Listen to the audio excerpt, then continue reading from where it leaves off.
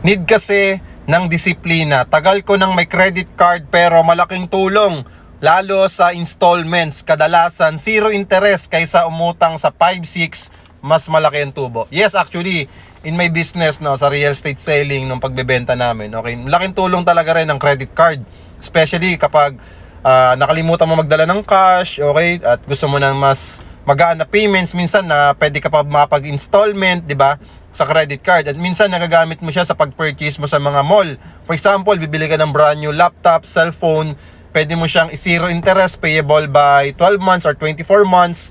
So, pwedeng ganun. Actually, nagamit ko rin yung credit card ko nung bumili rin ako ng iPhone 14 Pro Max, okay?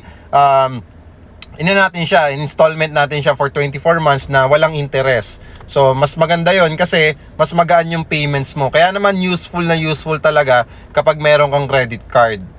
Pwede mo rin siya pang reserve sa property in case na bibili ka ng property. So for example, gusto mong bumili ng property sa amin, 10,000 to 25,000 cash out only. So pwede kang magbayad through online, through credit card, through cash payment. So wala nang down payment yon. Okay, yung property namin dito. So ready for occupancy na, okay, at lifetime ownership pa. So kung naghahanap ka ng 2 bedroom or 3 bedroom unit, just follow me and message me.